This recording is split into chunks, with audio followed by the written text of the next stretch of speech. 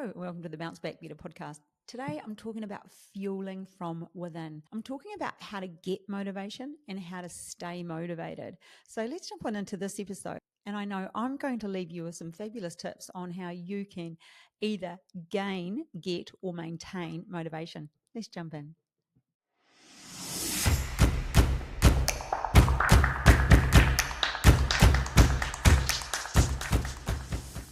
Hi, I'm Hilary Saxton and welcome to the Bounce Back Better podcast. Hey, today I'm talking about motivation and the motivation that you need to get started to do something, and also looking at ways to stay motivated and keep doing things that maybe you feel are becoming a little challenging. So let's unpack first what inspired this podcast. Well, last night it was, I've gone back to Toastmasters, yes, I can't help it. I am so competitive and it's competition time. So I thought, I really want to go back because what that does is push me so far out of my comfort zone that I know it improves my speaking. And every time you push yourself out of your comfort zone, you grow that much further. So I do this fully for personal development. I know why I'm doing it, and I make myself go. Do I always feel like it? No. Do I love the nerves? A little bit. So last night was the first of the competitions, and it was the humorous competition. And I thought, all right, I'm going in that. And I kid you not, I wrote the speech for that a month ago, and then we just went to New Zealand for a few weeks. So I thought, well, while I'm over there, I'll learn it. You know what I did? I let myself down. I didn't jolly well learn it. I was so angry with myself. And 2 days before, which was Sunday when we're flying back, and the Tuesday night was the competition night, I realized that I had 2 days to learn a speech. And it's not just a speech, it's a speech you're being judged on with judges in the room, and you're being compared to other people, and I wanted to win it. So it's not just that it didn't matter. It wasn't just a speech, it was a competition. So I let myself down so much by not preparing enough for it.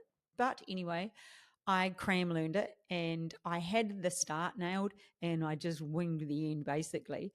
But I I didn't know how I'd go, to be quite honest. I've only seen one of the other speakers speak before, really, and I didn't really know how they would be. So I didn't know my competition, but I thought I might have a fairly good chance of at least coming first or second. But that's just a guess because I've gone through the process before and I know what the judges are looking for. So I know the criteria a lot better than probably the people I was competing against last night. Anyway, afterward, we go up to the front and they talk about, how was it for you and what inspires you and what keeps you excited about humorous speaking. And I said, I really love listening to Carl Barron, the comedian, and Ursula Carlton. I love comedy and I enjoy just adding humor into all parts of my life. I love to laugh because I'm very high clown in the personality profiling. So I'm a high I. So having fun is really important to me. So laughing a lot's important to me. So I'm a high DI. So that's kind of how I roll. I'm at the top for both. I'm not just high above average. I'm at the very top, which comes with its own problems. But anyway, we'll move forward without jumping into that rabbit hole. So what was great was when we got up there and asked the questions and I answered that. But the next person beside me or beside her, Michelle, who just said to me that day, hey, Hilary, I just listened to your podcast. So, hey, Michelle, great to have a new listener. And I love it when people tell me they listen. I'd love for you to share it to other people too who you think might find it motivating. But when they asked her that question, what motivates her?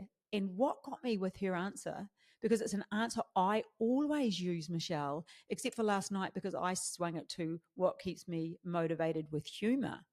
But in life, what keeps me motivated? And Michelle goes, Hilary, actually, because she's doing what I want to do. And that's my answer, is just everyday people. And that's where she went to. Everyday people motivate me. People that just go the extra mile and push themselves and make an effort with life. And that was kind of her answer. And it reminded me that that's exactly how I feel. I'm not inspired by Oprah Winfrey or anybody famous who everybody's impressed by, unless they started with nothing. And I suppose Oprah did. So yeah, she would be someone that inspires me. But I'm more inspired by everyday people who back themselves and give themselves a go. Like the people, Alyssa last night, she went into a different competition. She's only been there a few weeks, didn't even know what she was doing. But she gave it a go. And she said to me afterwards, oh my gosh, that was the hardest thing I've ever done. because it is scary and it can be really difficult. So it got me thinking about motivation a little bit more, and what keeps us motivated, because we all have the ups and downs. Sometimes we're incredibly motivated, and then other times we just feel flat. And there are all sorts of reasons. We have too much on our plate. We've got, hormones going crazy. We've got life pressures. We've got things popping up in the way. And I always use the things like, somebody's sick in our life, or we've got people coming to stay, or our jobs at risk, or we're under pressure in our workplace, or we're learning something new in a particular area of our life. There are so many reasons that we can feel pressure, and then we lose motivation. So we have those down moments. So how do we stay positive and motivated? One of the first ones that I'm reminded of, it's not my first one, but maybe it is, and I'm in denial because I get a bit crazy about too much woo-woo, but connecting to your why. What is the reason you want that thing?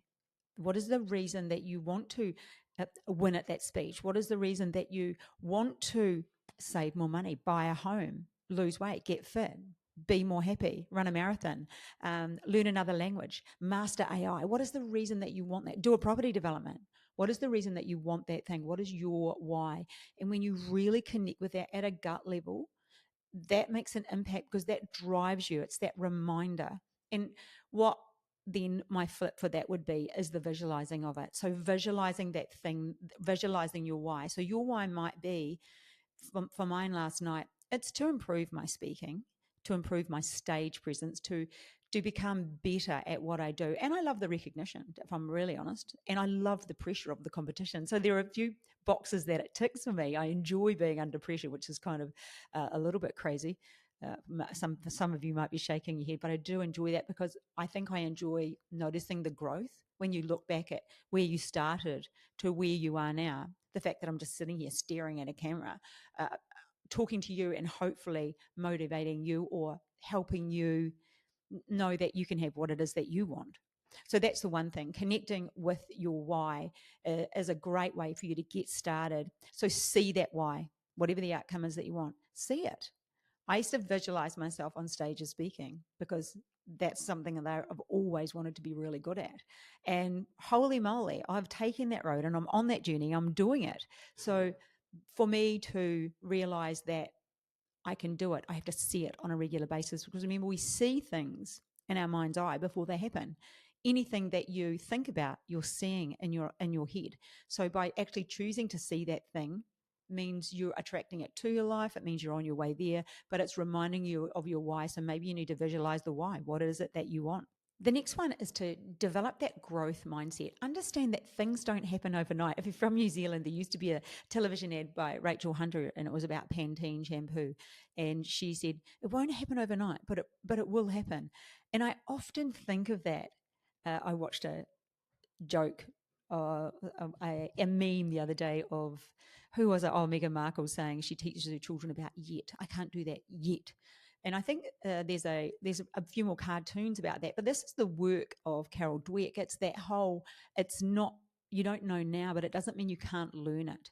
And just understanding that you have the ability to learn how to do something. And anything worth having isn't necessarily going to be easy. And sometimes it's not going to be the easiest road. Sometimes you're juggling families and work and commitments and other people's problems and all sorts of things. So that we're often juggling many things, and then having to understand that we really want something and we feel like it's not happening. Then knowing that it's not happening yet means you still have the possibility. It's still potential. It's still there. You can still have it. That is the growth mindset.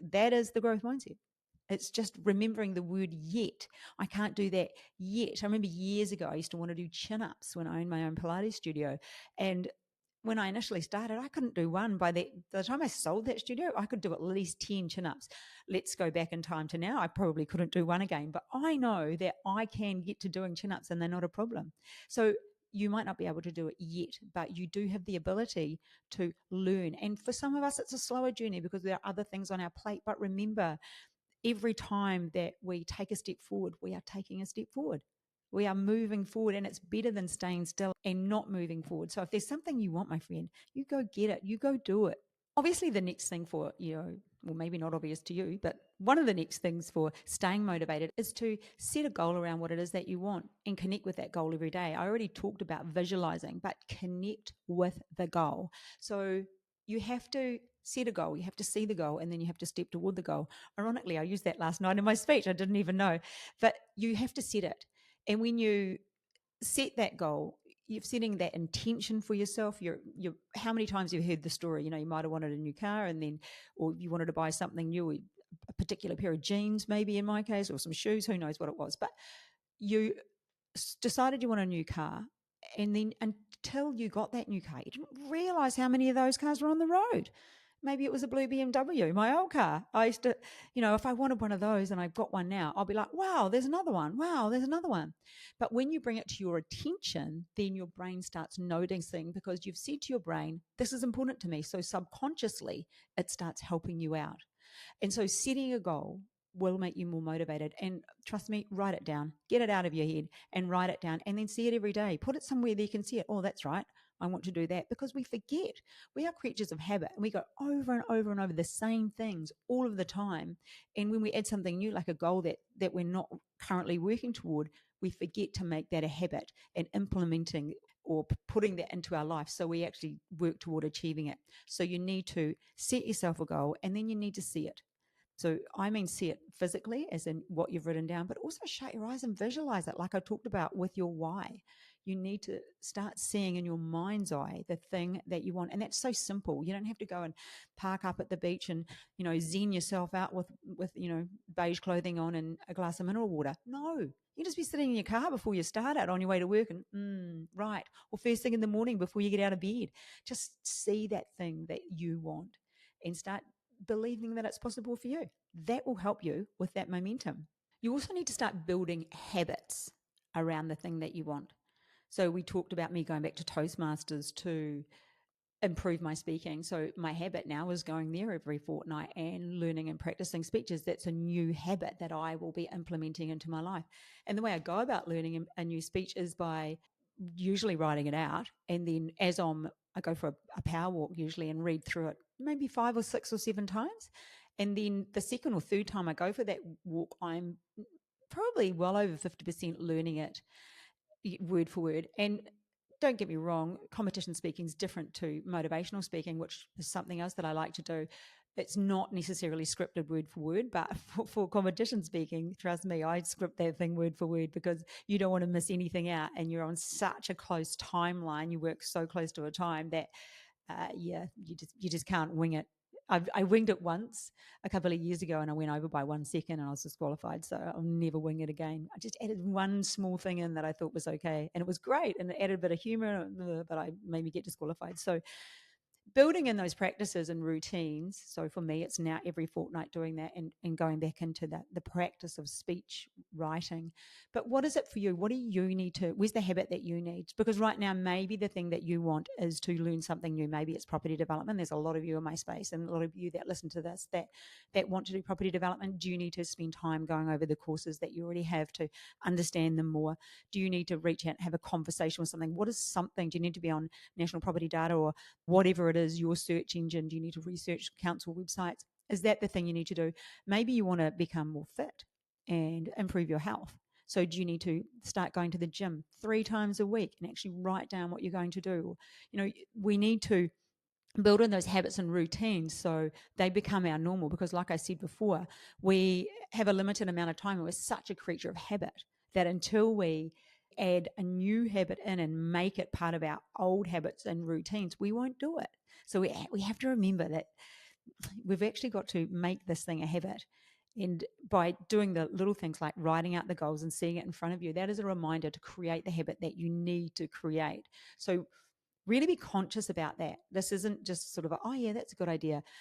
Be really conscious about the fact that you are going to have to implement the habits and routines to achieve the thing that you want to achieve. Of course, you've got to be a little bit kind to yourself, when you don't do what you want to do, like me the other day, not learning my speech till 2 days before. Yes, you've got to be a little bit kind to yourself, practice a little bit of self-compassion. To be fair, I was away, I was working while I was away, I was still normal for me, but yeah, I was away, and I had a lot more on my plate, believe it or not. So it was a little bit more difficult. Could I have done it? Probably, yes. It wouldn't have been that difficult, but I didn't. So I have to cut myself some slack. Had I not won last night, I probably would not have cut myself the same amount of slack. And then we need to track our progress. So that's why we have the goal, right? So we know what we want to achieve. And there are little milestones on the way. Track that progress and notice it. I mentioned about people doing things for the first time last night, stepping out of your comfort zone. That is such progress. Progress isn't always the win. It's not always the trophy. It's not always the scales going down or the chin ups or whatever it is. It's not always that. But it's knowing that you've got that little bit more confident. You're stepping outside of your comfort zone, and that you have the ability to improve. So you really need to track that progress and maybe write it in a wee diary. I think if you've got my book, Three Wines In, here we are. There's a wee plug for myself. If you want a copy, there'll be a link below here.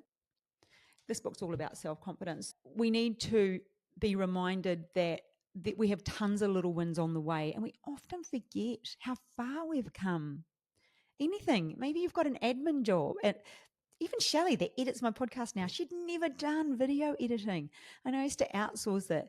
And then she wanted to learn how to do it. And she does a fabulous job. Thanks, Shelley.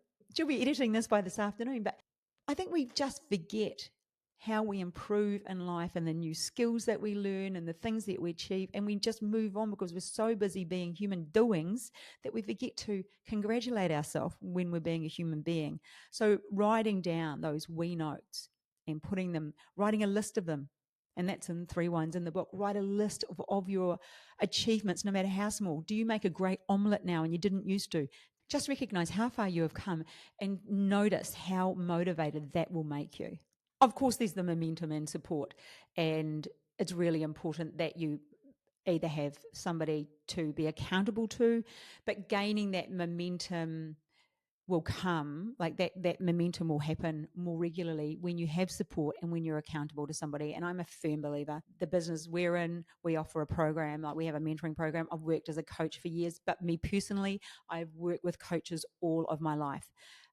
There's no way I would have gone forward without them. I'm in a current mentoring program outside of property development right now in the speaking realm to improve everything I do in this business. So for me, I know the benefit, and I really need you to know you have to invest in yourself, or you have to find somebody to be accountable to.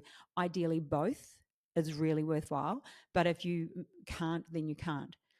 Although sometimes I think you can and you choose not to. It's a choice.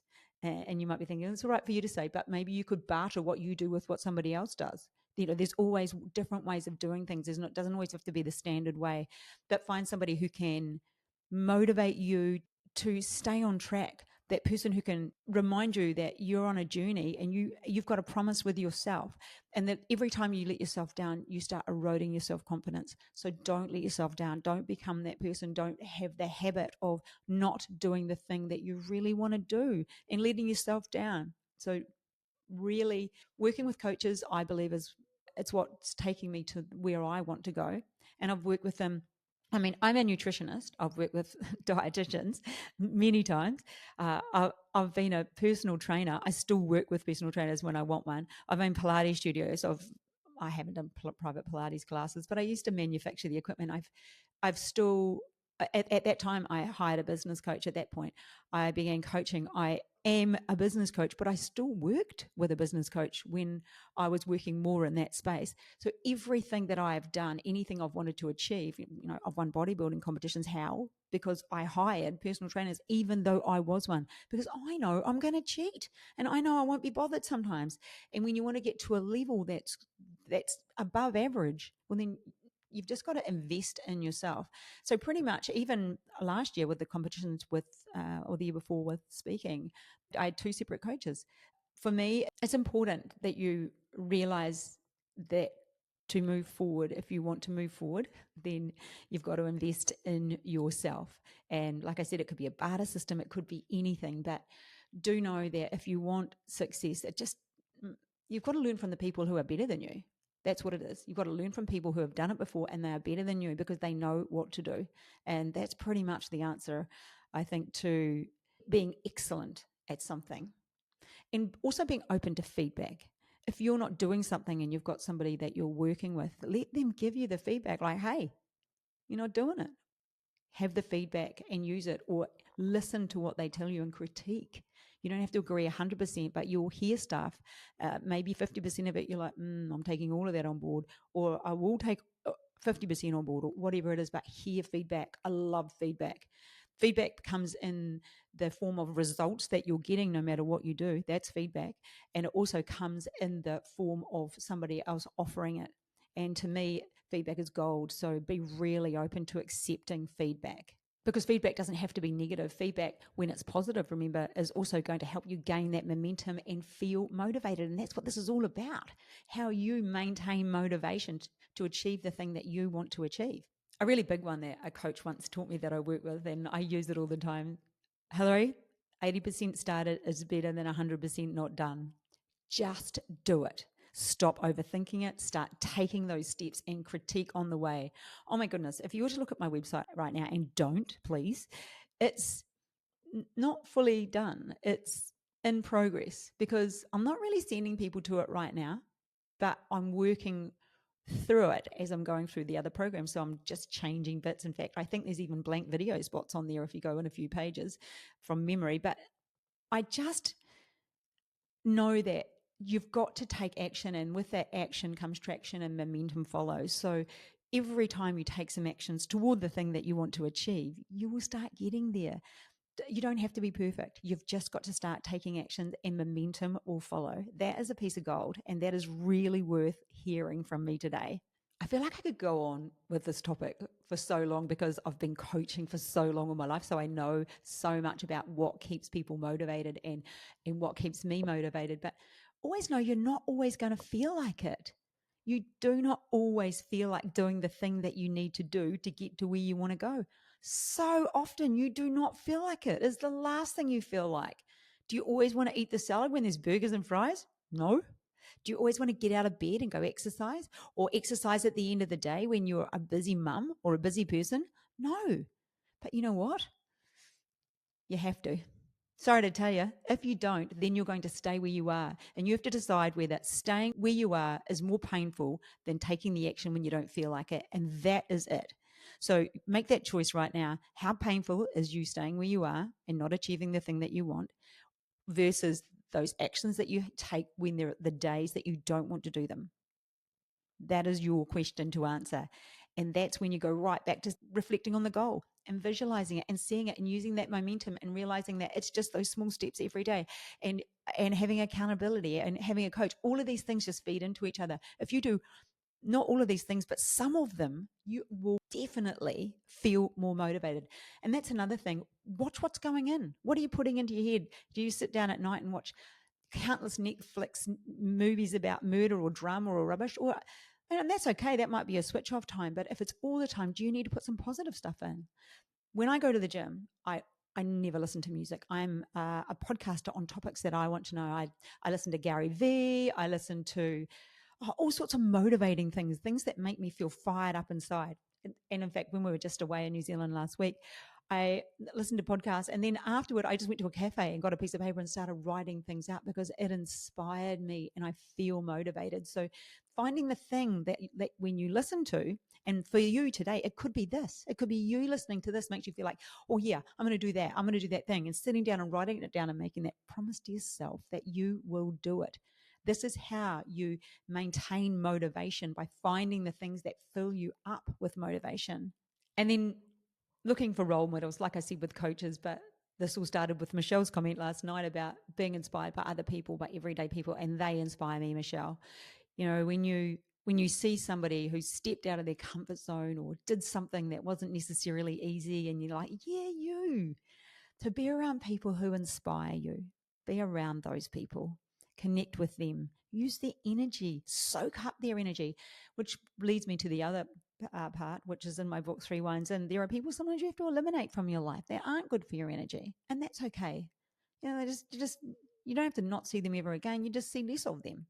But be aware of the people, that the energy, the dream stealers, I actually call them. Be aware of the dream stealers. And I think the last one I'm going to cover off is just be grateful. I've gone back to my gratitude journal this morning after having a few weeks off. I didn't have it with me when I was away in New Zealand. It's really nice to write down what you're grateful for.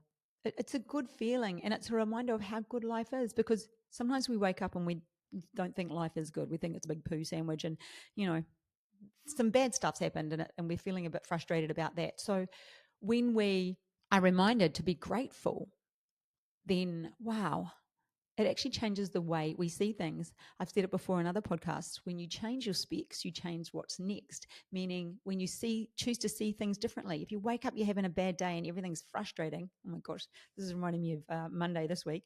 Then pick up the imaginary glasses, put them on, and just be a little bit grateful for a few things, and then realize how lucky you are. So I hope I've given you some great tips on how to fuel from within, how to feel motivated and maintain motivation, and be out there and live your best life, because, we only get one, and we all have too many people that we know of, so many people that don't get the opportunity to or their life is cut shorter than we hoped it was. So you have to live your best life. If there is something you want to achieve, then you need to decide to go and do it. Well, I hope you've got something from this week's podcast. I hope you take away at least one of the tips. There were plenty in there for ways of staying motivated and becoming motivated.